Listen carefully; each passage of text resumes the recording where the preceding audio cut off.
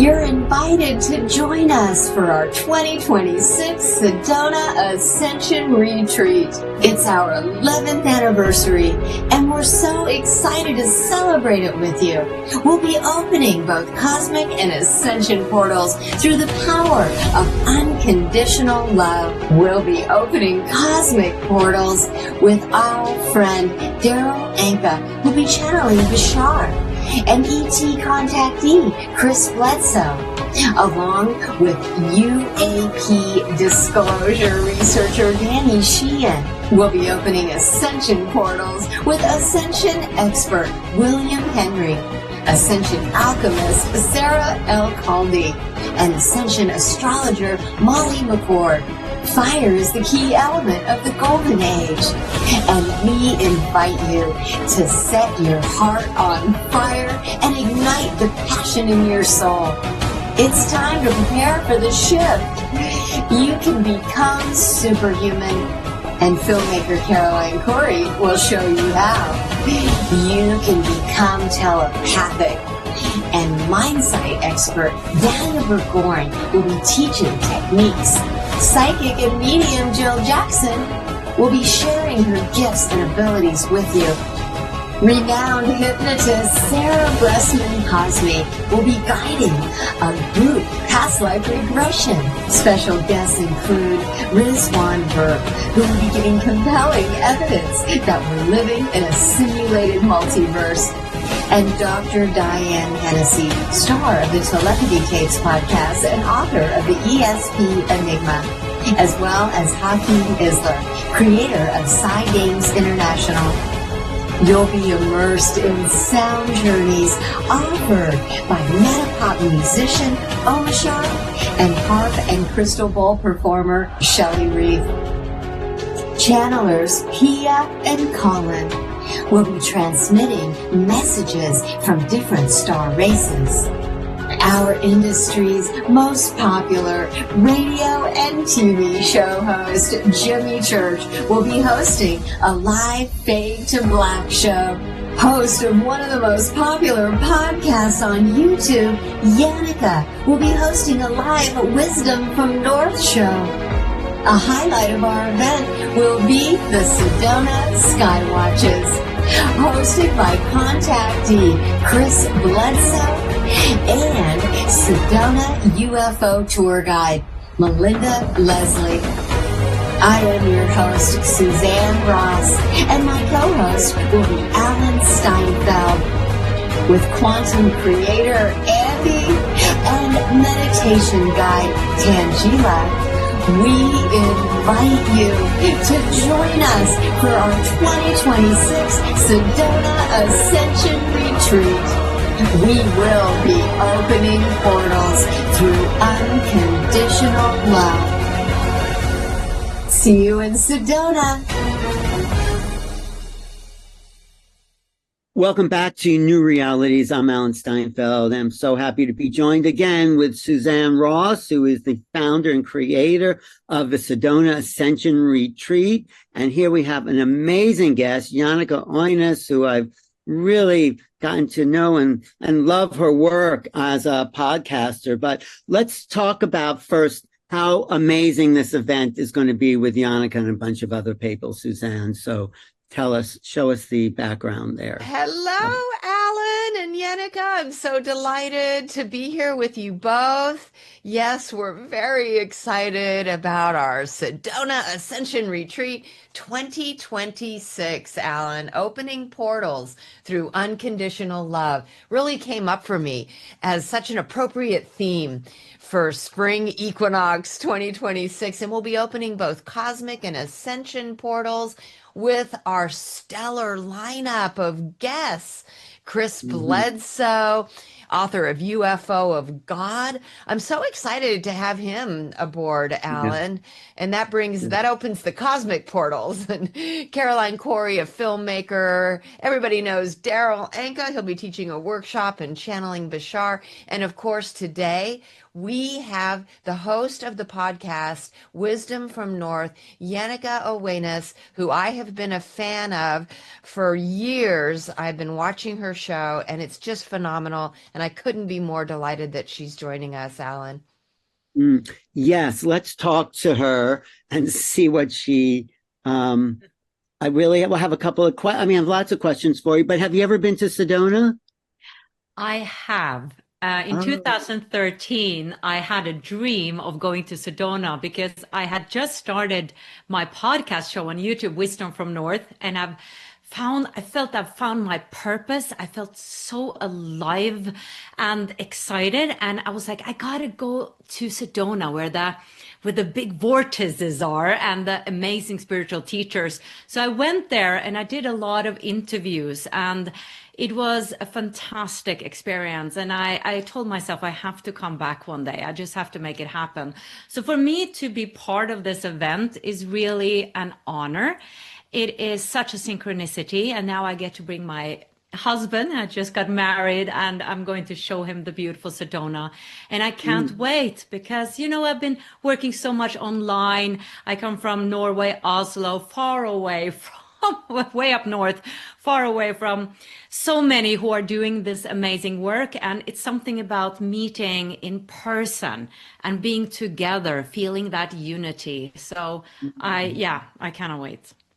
Great. Well, I've watched some of your interviews, and what is so great about how you work is the vulnerability that you put out in the interview. That's something I learned from. You were talking about your fears in one of them, and you really went into that and just revealed your pure nature, which I thought was really a great approach to not just approach, but you learning and getting the guests to go deeper into their work. So is that an approach you usually use in your interviews?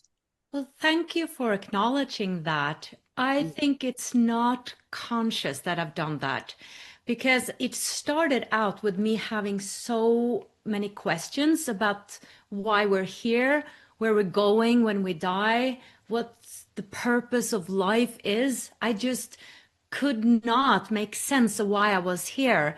So it came from this deep longing of understanding the universe mysteries. And I wanted to talk with the best of the best and thought leaders who have really gone down that path and investigated it. And it just continued. It started growing. And what's interesting is when it starts to grow, it can become this all of a sudden this thing that I do, this job. But I wanted to just be me still, that curious soul. And now I've also started having my own courses, but I'm still a student. I'm very much a student. And I do know that I can sound a bit naive perhaps sometimes or ask or sort of share my vulnerability. But to me, that is being authentic. And I think being authentic is some of the most important skills we're actually cultivating these days. Because life is so full of the opposite that we're trying to come across as something. And all I can do is just be myself. And that's what I also want to be. I want to love myself for who I am with my flaws, with my limited English. Sometimes I struggle with getting out the words, but that's me. Like, what can I do? I do my best. So I think it's beautiful, though. Yeah. It's really great, and the authenticity comes through, and it allows the viewer to have that journey with you. So I just want to acknowledge you for that, for being. That's one of the things that drew me to your show the most, Jannecke, is how it's so apparent that you're such a curious seeker and that you yourself want to know. And I think that, like Alan was saying, it really pulls it out from the guests as well. So thank you for that, because then the people who are watching can really relate to you because they too are seeking. And so I just love that. And the people that you've had on are just so amazing. And you do an incredible job editing your shows Yeah. as well to make them just fascinating and compelling. Thank Yeah. you. What? Yeah. No, go. Were you going to say something? I was Yeah, just. that's also my plan with the panelists because in Sedona, I'm going to, I can't wait. I'm going to interview four of the speakers, Molly McCord, Daryl Anka, Sarah Eckeldley, and Pia and Cullen. And it's important to me to ask questions that I believe the audience is curious about because sometimes, we could feel a bit like I don't know, dumb. Like, I don't get what these guys are saying. And spirituality shouldn't be something that's over our heads. We should be able to ask anything because if we are becoming sort of, or putting academia sort of into spirituality that, oh, I know so much about spirituality, then it becomes this other thing, uh, it then doesn't come from the heart and being authentic. And I think it's just so important to ask any kinds of questions and that no questions are stupid because we all have our own experience of life. So Mhm. that's what I'm also trying to sort of embrace and get across is any kind of question that the audience might have. Yeah, no, that is a beautiful approach, and I also, well, I want to ask you, how do you think your program got so popular? Maybe it was because of that approach you took, because you are, really one of the leading podcasters out there of this spiritual field. Well, thank you. I don't know, really. I don't know. I mean, I've had amazing teachers, though. Mhm. And what I do focus on is having or getting them to talk because it's not about me, it's about them. So whenever I ask a question where I see that they're excited to answer, then I'm like, yes. And then I lean back and I feel so present. Like I love doing these episodes and these interviews because I feel so alive, hearing about amazing near-death experiences or channelings. I mean, it transforms me. So I guess it is that authenticity that I'm really into it myself that perhaps comes across. Absolutely. It does. And that's why we're turning the tables on you now and asking about what excites you. Because you've done a lot of work on yourself and you'll be doing a workshop in Sedona about this self-development. Do you want to talk about that? Yeah, sure. I felt that what I can offer in this amazing event is to share a bit about my journey and also how others can open up and activate more self-love and find their North Star. So, Wisdom from North is all about coming home to yourself, finding that North Star where you know how to navigate, right? I think everybody has their own unique North Star, which I just feel is such a beautiful metaphor because we all are so unique and we all have unique purposes. And I believe we all do have a purpose. But self love really is connected with opening up to your purpose. And we can also say, follow our dreams or express what we came here to do or be. Actually, it's about living our truth. And our truth is different, perhaps, than my mom's truth or my dad's truth. And that is a journey we need to take to really come home to what is my essence? What do I believe in life? What are my unique gifts that I can give to the world? And sort of work through those blockages that are saying that I'm not good enough, I don't know how, this person can do it, but not me, comparing ourselves to others. That is a journey. So, my intention is to help people sort of understand or learn a bit more about the path to open up to your purpose and also the tools to activate more self-love so that they can already start to step into more of their power that day when they're watching the talk. That's great, Suzanne, isn't it? That's why you created these events, isn't it, Suzanne? Yes, and it was just occurring to me. I wrote in my book, Rise Up, Plato had said that every soul has a home star. And the souls who are projected into time and space always return to their soul star. it's their origin and destiny, and it may be, their higher self, or, all of their souls that just go home to this home star. And it reminded me when you were talking about the North Star. It's sort of Yeah. the higher self, or you even said the word essence. That's the essence of our being, right? So I just love that analogy, and I feel like there's a lot of truth in it. And so that's a beautiful Mm. presentation that you're giving. And also, of course, self-love, because I don't feel like we can fully love any other being unless we really love ourselves first. I Right. agree.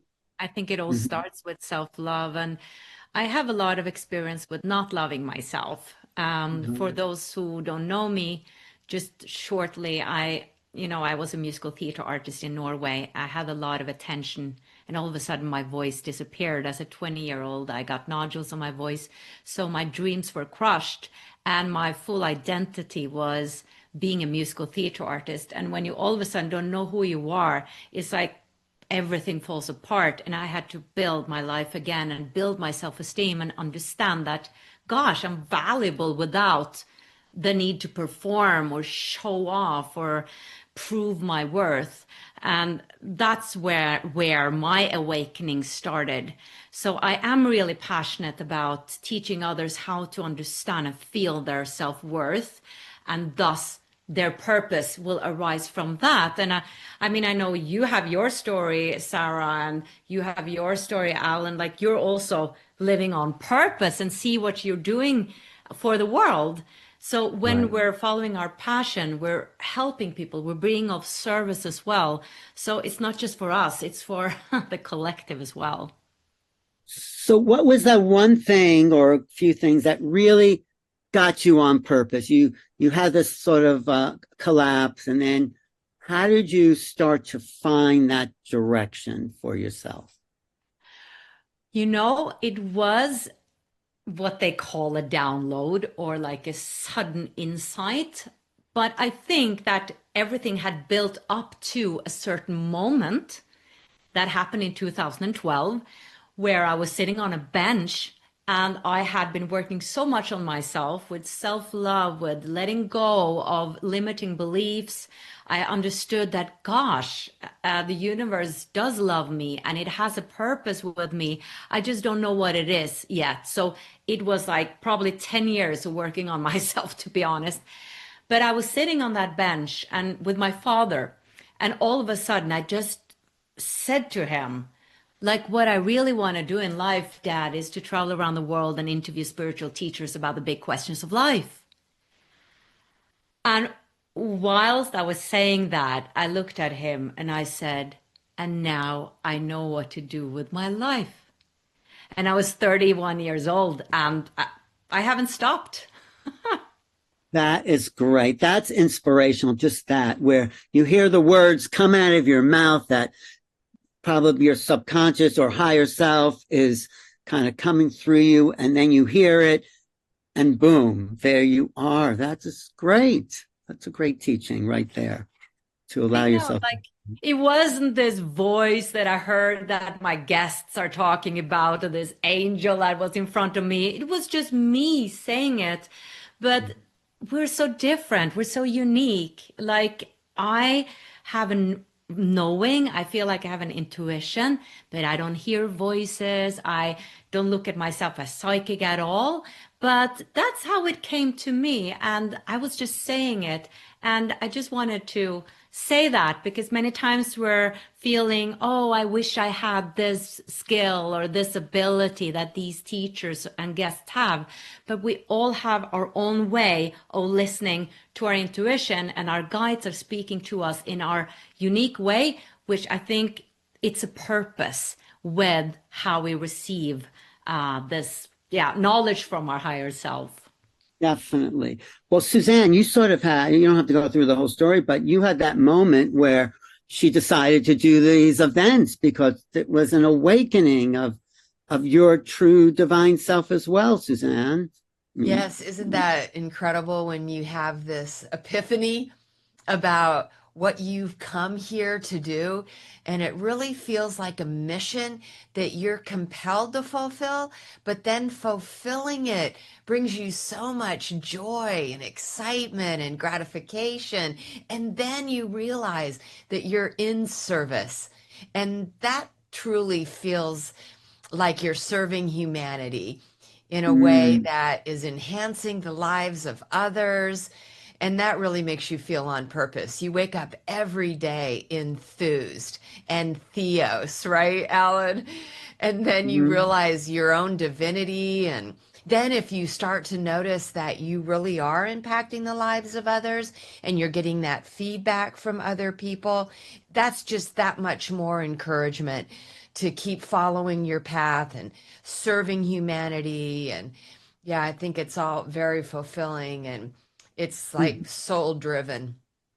Yeah, it's so exciting to wake up in the morning. And I mean, I do every morning to find my passion to write, to start to go deep into concepts that are just coming to me. And like, there's so much that's just pouring in.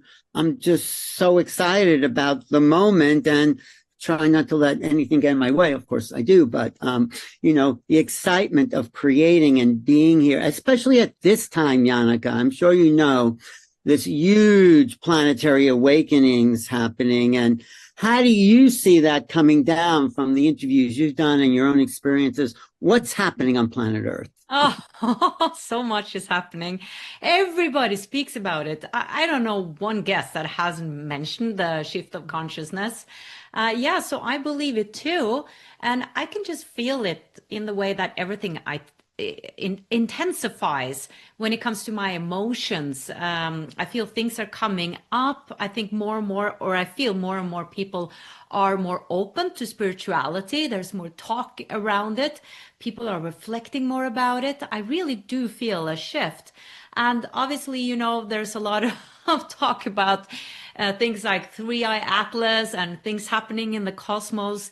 It just feels like it's on more people's lips now. A wider sense of the reality we're in. And that just feels so good to me because when I started this podcast in 2012, there were a lot of people in Norway that thought I was a bit like cuckoo and woo woo and all these kinds of things that were bringing up, the topics like you also do, Alan, UFOs, UAPs, extraterrestrials, which I was so fascinated by. And now it's, people are talking about it in a serious way. And I'm just so grateful for that, that we have a wider space for these topics now. Yeah, no, that is evidence. That's why Suzanne, I think, I don't want to speak for you, Suzanne, but that's why she's compelled to create these events to bring a community, a world community together with thought leaders. So, right, Suzanne? Yeah, and thank you for bringing up the UAPs, Jannecke, because I don't have experiencers and contactees and researchers every event, but for 2026, I just feel like, and Daryl would or Bashar would agree with this, that we're just getting closer and closer to contact, and that our communion with these cosmic beings, our galactic brothers and sisters, is now more important than ever. And I believe that it's an important part of the ascension as well. So I really wanted to make 2026 about opening both cosmic and ascension portals because they're directly related. And I believe we're getting a lot of support from the more advanced galactic beings who are helping us with this ascension process. I agree. And I think some of the key that we'll be sharing, I think you're connected, is this intuition is connected to the quantum field. I think that's the real essence of contact is a kind of telepathic or telepathic awareness that goes beyond logic, beyond spoken language into an intuitive sense of our connection to the greater cosmos. I guess that's a way of putting it. Do you think you get that too, Jannecke? Yeah, and I think they have been here all along also, and many are in contact with them. But I think they are becoming more visible for more people now.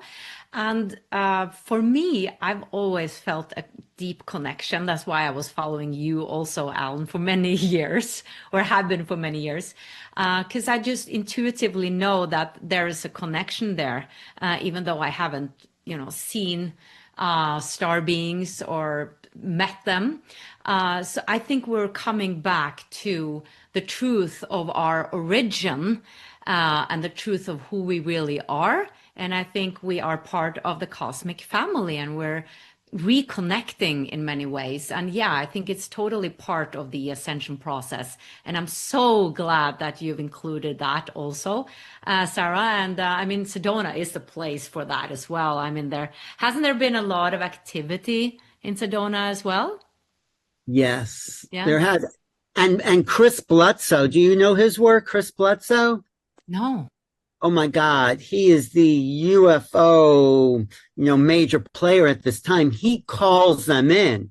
Go to his website. He is just every day he goes out, looks at the sky, says a prayer, and he says it's all about love. And these things show up. I was with him in Washington, D.C. I mean, he's just a kind of magical being. You're going to love him. Fascinating. Yeah, we've had this place in Norway called Hessdalen, Oh, actually, yes, way up north. Huston. Yeah, there have been tons of sightseeings. Not so much lately, but it was tons of them, like 10, 15 years ago, at this very small town in Norway, way up north. It Were was you there? amazing. Have you been? I've been there. Yeah, I traveled. Yeah, I did, drove through it, the town, and I was like going outside, but I didn't see anything. But it was this mystical feeling in the air. But yeah, I've been so interested in this topic my whole life, and I've always felt that I come from the stars, without knowing if that's true. But I know as a child, I have many drawings where I was drawing UFOs, like as a 3 and 4 year old. So there must be a connection there. I met the lead researcher of Hastalen. Is that? Hessdalen, yeah. I met him. He's been there a long time. Do you know who he is? I mean, have you? Terje Toftenes? Yeah, I think so. Yeah. Glasses, older guy. Yeah, he was very interesting. And the pictures of these orbs of light just appearing out of the ground, Suzanne. I mean, I think Norway is actually one of the oldest places for UFO activity. I've traced it back to like 1500s documents that record strange things in the sky back then. So you're really in a great place. So, Suzanne, how do we integrate the evolutionary understanding of spirituality with because that's what I'm trying to do with the UFO kind of presence. I'm looking for that place to connect the two. I think they're coming through, many channelers, and also many of us are recognizing our cosmic origins. And in doing so, they're really teaching advanced concepts that help us progress on our evolutionary journey, like Bashar and like our guests Pia and Colin, and so many who have opened up to receive this cosmic consciousness.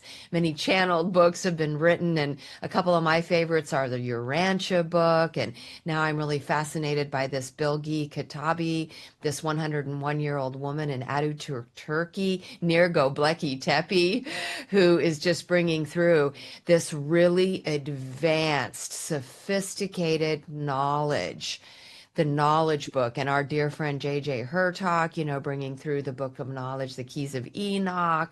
But these galactic brothers and sisters who are more advanced are really trying to come through to teach humanity these concepts for their evolutionary progression. Yeah, and you must be, if I don't know, I want to label you, but star child, like a star seed, right, Jannecke? Because you were drawing these pictures, and what were the early associations you made with the stars? Like, what was what was your feeling here? Yeah, I cannot remember. That's the thing. I probably should go into hypnosis and investigate it. But it's just been this feeling of belonging and longing for the stars. I remember very much vividly when I was like 12 and 13. I went out in the woods, walking around, looking up at the stars and just asking for them to come and get me. And that is quite strange. Why would I do that? I had a perfectly nice childhood and lots of love at home, but I just felt homesick. And these drawings, when I found them, I'm like, why did I drew? I actually drew green men as well, and these UFOs like in the corners of my drawings, like 3, 4 years old. That's strange. So I don't have any conscious encounter connection. It's just been a feeling, and it's probably there in my subconsciousness, but I haven't gone there. Well, you're making the bridge, though. You are connecting consciousness, spirituality with this. That's what I'm trying to do too, with this, connection to these other realms. I think this is the time we're coming into, a time of this kind of weaving of this dimension with this other dimension. And I think it comes down to loving ourselves. I think you're right. I mean, we don't get to ascend until we really care for the vehicle of ascension, which is the body. That's how I feel. So it's what one channel said to me. It's like knowing your magnificence is what helps us gain access to those other realms. That's what I try to. Yeah, because I believe, this is my belief, that we are love, that is the fabric of what we are. And if we are lying to ourselves, if we are in a job we hate, if we are not following our passion and we are constantly not having boundaries for ourselves and just saying yes, yes, and hurting ourselves really to please everybody else, we are actually lying towards ourselves and going upstream again, instead of flowing with the natural flow of life. Because if we are love, that is the truth of who we are. And the opposite would be to deny who we are, and that would be to live a lie or live an illusion. So it's really coming back to the truth, and which is, I believe, that we're all love. So loving your neighbor as yourself means that you must also love yourself, right? We got to start there, not just loving everybody else. Because I feel like in the sort of people who are spiritually conscious, they are so great at being great towards others, right? And being kind and helpful. But that can also develop into sort of a disconnection with ourselves. So, for instance, setting boundaries. Are we good at setting boundaries? And I've felt that on my body, that I wanted to be so understanding towards others in relationship, even because, oh, they've had a tough life and I just want to, be there for them. But I denied myself. I didn't take care of my own needs. So that's where I think we need to start. And it's the cliche, when we take care of ourselves, when we give ourselves self-love, we have so much more to give to others. Yeah, I like what you're saying, and it reminds me of when someone presses your buttons, and creates a reaction.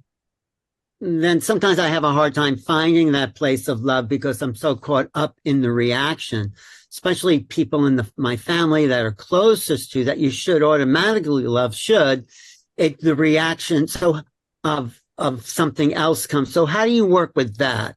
I mean, I'm just curious. Yeah, well, I think everything is a mirror. Everything that happens in our life is showing you something about yourself. So I get triggered all the time, but I don't need to act on it. So if a friend or family member or my husband or says something and I'm like feeling that, I think it's not about going into that feeling and expressing it, but observing what is going on.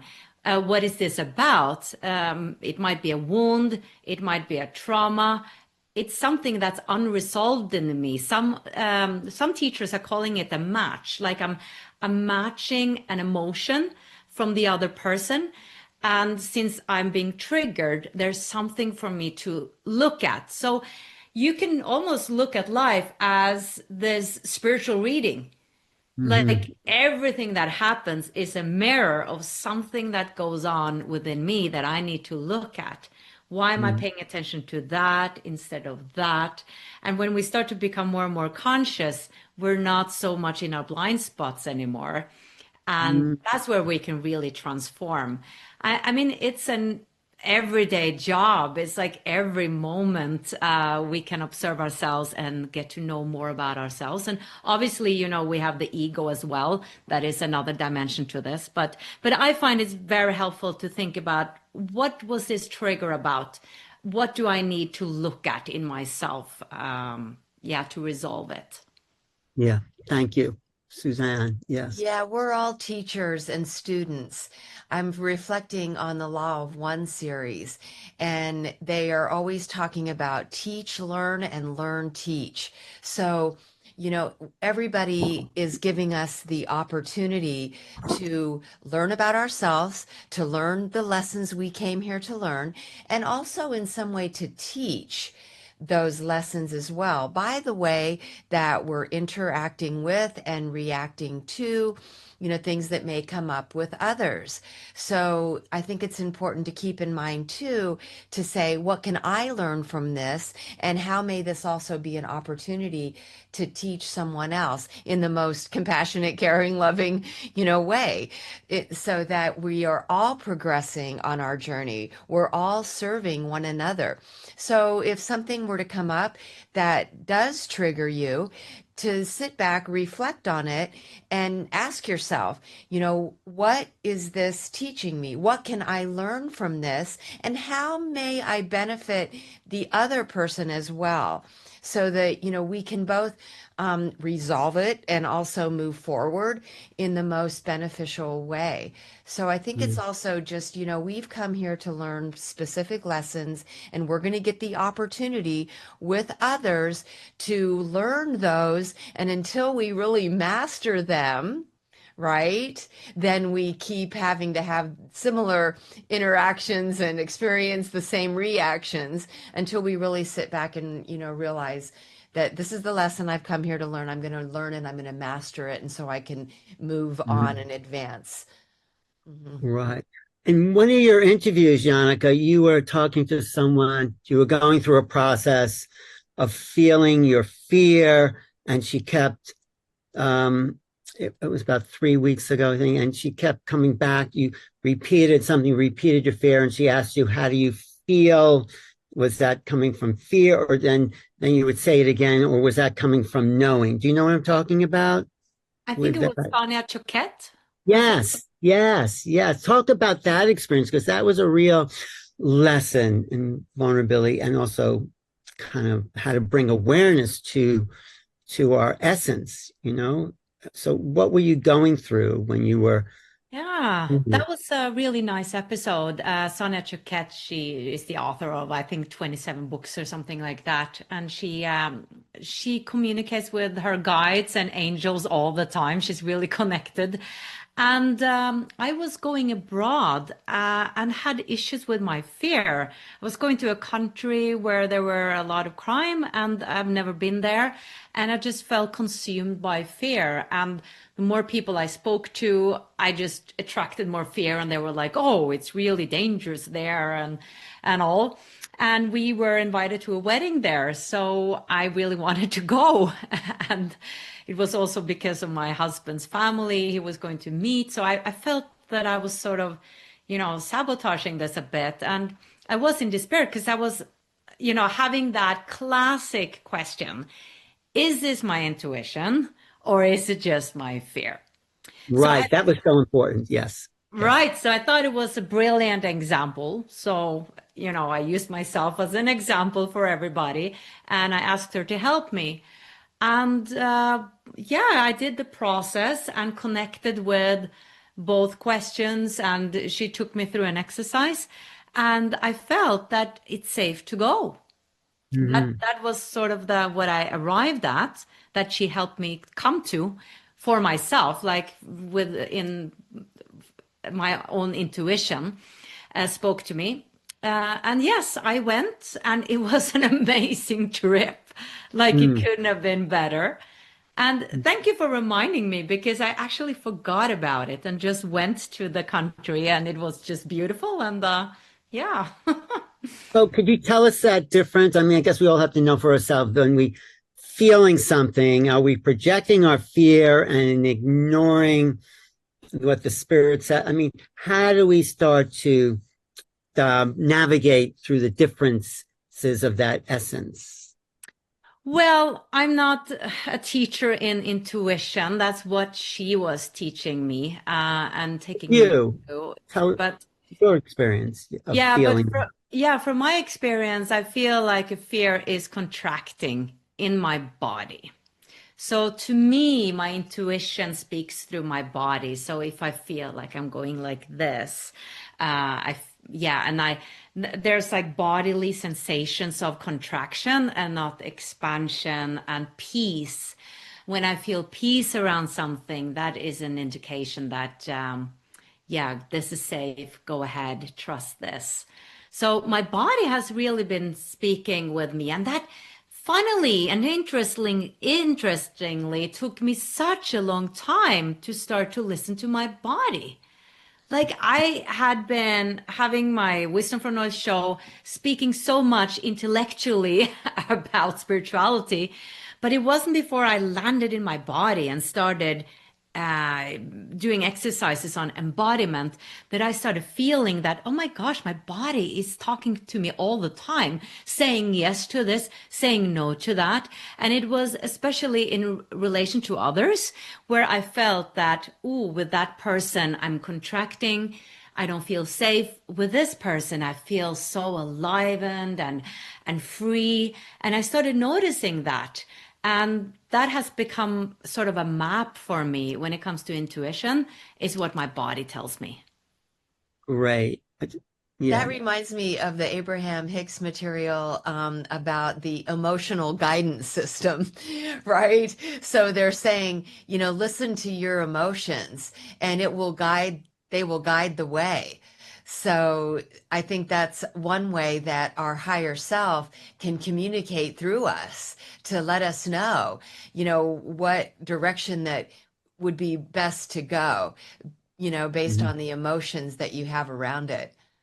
Right. And when I teach remote viewing, I just taught a class of 200 people for the Shift Network. I say it's not just viewing, it's your whole body is an instrument of knowing. So you're reminding me of that concept that I actually teach in remote viewing. Like, what are you sensing? It's not just seeing. What are you hearing? What is like coming? What's your body feeling when we look at this target? I mean, how, how do we cognize the cognition of the whole experience? It's not, oh, I'm not seeing something or I'm not. It's like everything. The quantum field is always talking to us in that way. We just have to really learn how to understand it embodied. I think that's the beauty of having these bodies. That's why Mm. the sun is shining on my face right now. Yeah, it looks lovely. It does. Lighting, You're full of light, Alan.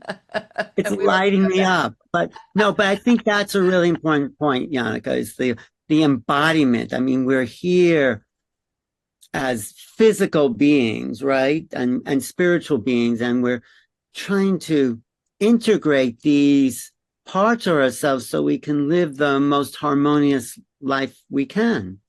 That's what Mm. so Yeah. everyone talks about just being mental, or even like you're saying, spirituality has become mental, and it's Yeah. I mean, doesn't it have should to be be. more experimental, that we're experiencing spirituality, not Yeah. just, talking about it, that it becomes a lot of words. I think it's really important that it's embodied and experienced. Yeah. Applied. Applied. Yeah.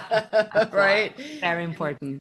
That's Yeah. really what living consciously, I think, is all about. And the more we just live consciously aware of the way that we're loving ourselves and loving others and serving on our path, and how can we benefit ourselves and others with our thoughts, words, and actions, right? We're all a work in progress, but it's a We are. glorious journey.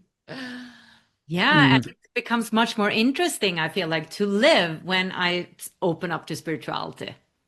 right. Yes, exactly. That's, I think, why we're all coming together in this community. I mean, when these people who Suzanne invited really come together, when we're all together and have that understanding, I think there's more of an activation in the field somehow. When two or more are gathered, Yes. that's why I love going to these events, because these are people, William Henry and Carolyn Corey. These are people and most people have dedicated their lives to this integration at this time on the planet that we're all learning through our own, personalities and experiences and ways of, creating being triggered, being, working through stuff and just finding the best way in ourselves, I think, is where you're going back to, Jannecke, back to yourself, back to your boundaries, back to your sense of self. And this is the evolution I think we're in now, to balance somehow those parts that are unexplored. I really think, people have been talking about this for a long time, this ancient wisdom, but we're at a new phase in the history of the planet where I think we need to come online in an even bigger way somehow. We're together, right, Suzanne, discovering these new ways that we're trying to learn and also share. So that's what's the excitement about this time, I think, is something like that. Thank you for bringing up the importance of gathering and how we Yeah. activate one another, because that is one of the things that drives me the most to do these events, is because when we're all together like that, we all feel really lit up. We all feel this collective love. And of course, we encourage that with doing, guided meditations, immersive sound journeys, everybody holding hands and connecting in their heart space. I love how you said, I think this is part of the evolution and the ascension, is that we become more of a connected collective.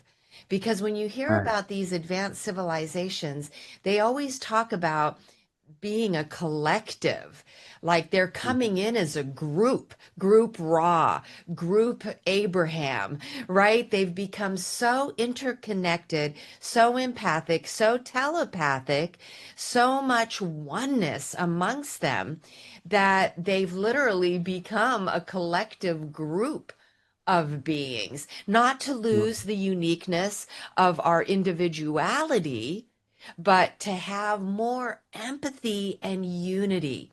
And those are really the keys of these events. Yeah, thank you, Suzanne. Right, right. Yeah. So, what are you most excited about now, Jannecke, and the people you're interviewing and talking to? I mean, you're always excited. You emanate that sort of excitement. But anything coming up, particularly at this moment, that really is on your radar that you want to share or talk about? That Well, you can. I've heard that the energies are really intense right now moving into December. So I'm quite excited about that. And that Three Eye Atlas will come really close to the planet I think it was around the December 19th or something, that just Kelly Kolodny, I had a recent interview with her, and she talked about how our spiritual gifts will come much more on board if we're open to this and open to these energies. So I guess I'm really excited about that. I'm feeling more and more connected myself to my higher self, to the universe, that I do feel that I'm in my own next phase awakening. And I guess, yeah, to make it a bit personal, I'm actually very excited about that, because I feel more connected than ever. Even though a lot of shadows are coming up, it just feels like it's a next step for me. And I think the Sedona event is just part of that. So yeah, I'm very excited about life right now and humanity as well. And I want to have a positive outlook on things, even though, things have to come up and be cleansed and purged. I really believe that if we focus on all the wonderful things that are happening, that's also what we will see more of. So yeah, lots of things I'm excited about. What about you, Alan? I would love to hear more about your talk and what you're going to do. Well, I am going to talk about the quantum mind because when I teach remote viewing, someone else is going to, but I feel like we can tap into, like we're saying, this group consciousness. Like when you really get out of the way, when the personality is gone, you just make yourself available to the moment things come into you. Like you stop focusing on your ego, your sense of what you want for yourself, and you become empty, and nature doesn't like a vacuum. So the cosmos comes pouring in with an intention. So I teach in remote viewing. You set your intention on a target that you don't know what the target is. You make yourself just empty with an intention. And then you start to tune in, you start to know, you start to feel. And I think this kind of focus and of new ways of cognizing reality like that by becoming available, and really excited about a woman named Dahlia Burgoyne who's coming to Suzanne's retreat. She can see through her blindfolds. I know this is true. I see her do it a couple of times.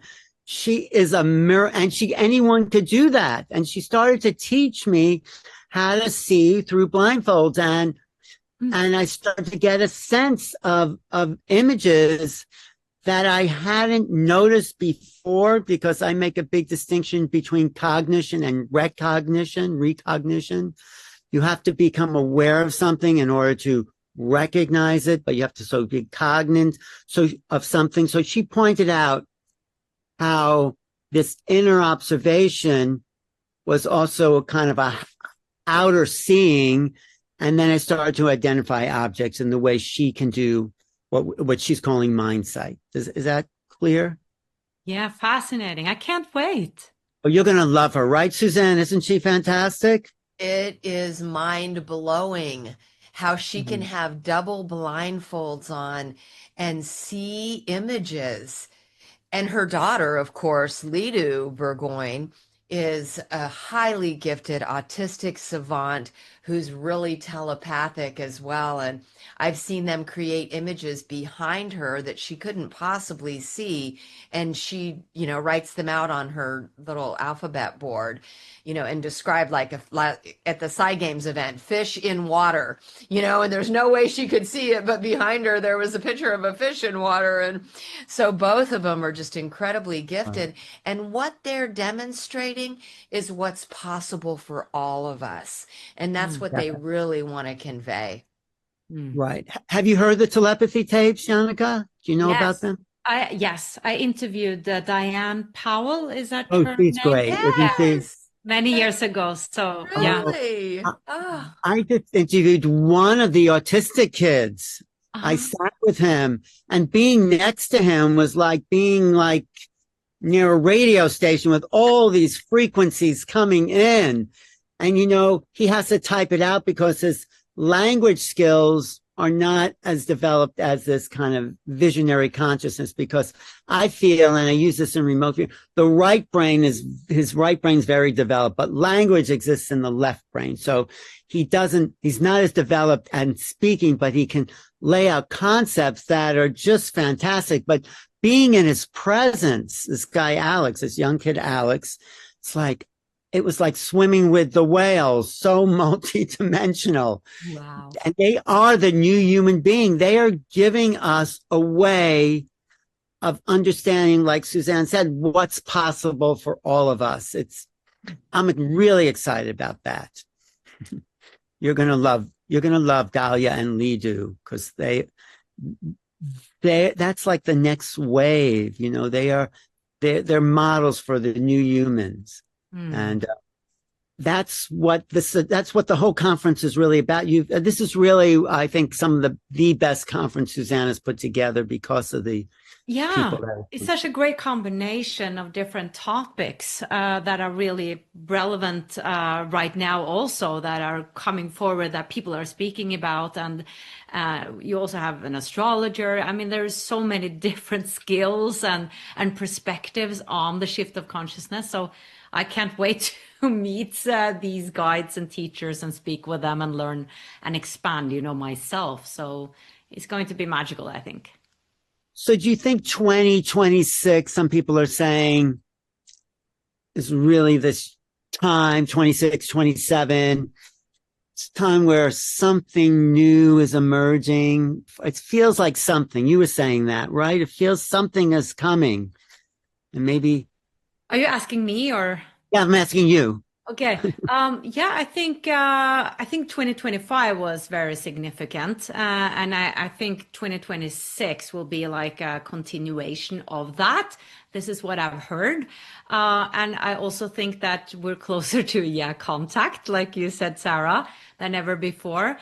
There are many guests on my show that have been speaking about 2032, that we are in the choice now. We're making a choice where we're going. Actually, it's sort of this period of time is very crucial. What we're choosing as humanity, and that things will really shift in 2032. So it feels like it's a build up to that time. But who knows? I don't know. But it does resonate that things are really shifting now. And I feel like we can see it because there's so much chaos in the world. And when we look at the news, it's just new things arriving and new actions taken and things happening that we were like, I never thought that would happen. So, and I feel like also time is accelerating. I can feel that myself, that it just, where does time go? I feel like March is tomorrow, the event is going to happen tomorrow. So, yeah. And Norway is quite a kind of, for when I'm there, when I feel the land there, it's not like Sedona, but it also is energy, high energy, the purity of the air, the land, the mountains, the seas. It just feels like a very high energy place. Do you agree with that? Yes, and also we have our shadow. I'm writing a book right now, and I'm writing, one of the chapters is about shadows and collective shadows. And I think one of our shadows is that, yes, we're grounded, we're authentic, but we're also a bit like we're holding ourselves down and holding others down. Like, you're not supposed to shine as much. You're not supposed to live your purpose, because we have something that's called the Jante law. And that is this collective belief or thought form that tells us that we should really dim our light, and we should not be proud of ourselves. We should just be equal. And it's very the opposite of the American sort of energy. So that's what we're struggling with, and our big shadow. Because if you're not, and then at the same time, we should be successful, but we should not brag about it. So you will never find a Norwegian that says like, "Oh, I'm very good at sports." They would be like, "Yeah, play a bit of tennis." Well, you're changing that, Jannecke. You are breaking the mold. You really are. Well, I I'm think trying to. I'm no, trying that's your to. job. You're not trying. You're doing it. You are breaking the mold by Yeah. loving what you're doing, loving who you are. I think you really are. I think that's why you're popular, because you're showing Norwegian and all those, kind of Northern European countries what's possible when you love yourself to really enjoy your life. I mean, that's why we're doing what we're doing. Yeah, but we all have shadows, right? And I think it's just about being aware of them, getting them up into light, so we can see, oh, okay, that's what we're doing here. And in the other sense, America has this shadow of like, yeah, me and conquer the world, and maybe they should think more unity and yeah, the collective. Yeah. So that's where we grow, and we can find, I think, that balance and be honest about our shadows.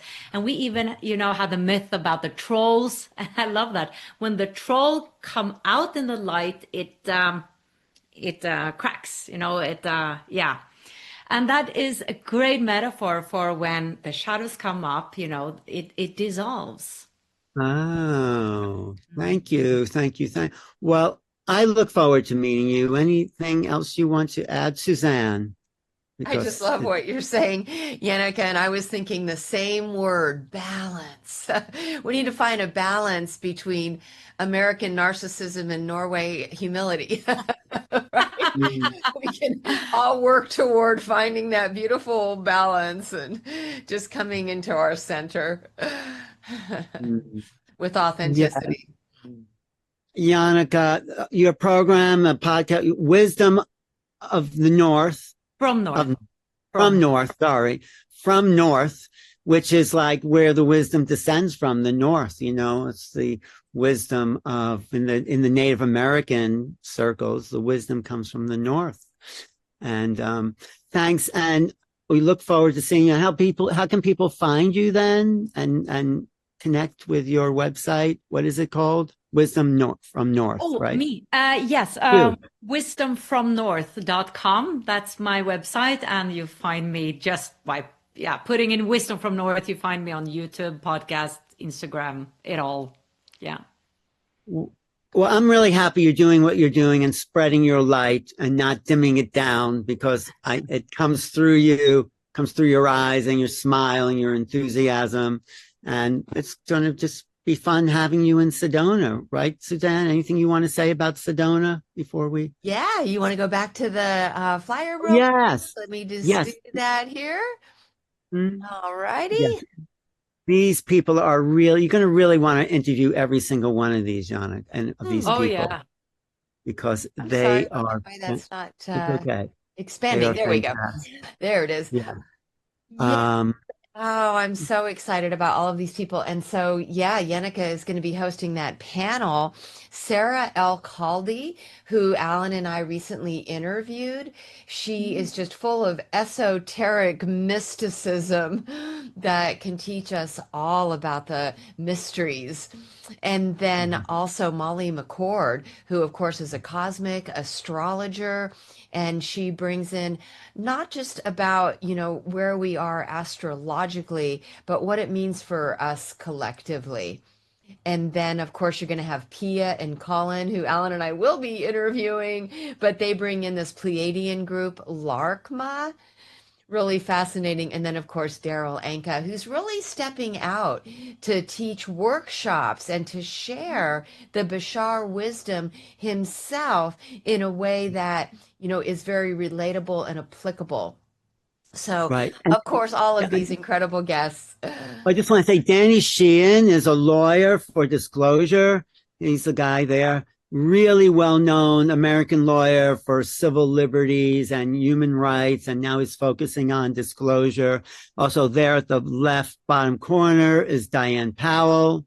William Henry, I'm sure you know. On the upper left is that person I mentioned, Chris Bledsoe. Look him up. He is a fantastic human being. And Riz Verk there, and the fourth line down, he wrote a book called The Simulation Hypothesis, how we're all in a simulation. He's a really brilliant person. And right there on the second line down below you, Jannecke, is Sarah Brexman Cosme. You know who she is, right? Mm. Good. Lovely. Well, I've interviewed her. Yeah, she is a hypnotherapist. She has yeah. amazing stories that are coming through her clients. What they tell about the universe and pyramids and the cosmos is just mind-blowing. Yeah. And we're going So, to have Suzanne, thank immersive you. sound journeys, right? We've got Shelley Reeve, who's a well-known harpist and crystal bowl performer, and our metapop musician, Omashar. Hmm. Well, Suzanne, let's go back and just give the website there. That is Sedona Ascension Retreats.com. And it's March 20th to the 22nd, 2026 in the beautiful Crystal Palace city of Sedona, Red Rocks, I really love it there. I've been going there every year, Jannecke, since I heard of it. And Lovely. it's really special. Yes, yes, yes. Anything else from you, Suzanne? Well, it's just speaking of Sedona, we do have these outdoor journeys, right? That we have shuttles come and take people into these breathtaking red rock sites. And there, these presenters guide meditations, visualizations, tune you into the vortex, and offer teachings. So I think that's really a unique part of my retreat is that we're in Sedona, so we take you out into these magical, mystical red rock vortex sites. Yeah. So thank you, Jannecke. Thank you for your time and enthusiasm. Yes, Thank you, Suzanne. Thank you. We'll be doing more. I'll send you an email with some of my information too. We'll do something on wisdom if you want. And I'm Alan Steinfeld. Thank you all for watching today. You could comment below or come to Sedona, which is really one of the most exciting events that I know of happening in 2026 so far. So thanks again, Suzanne. Thank you, Jannecke. Thank Mwah. you. See you in Thanks. Sedona. See ya. Thanks. Talk to you.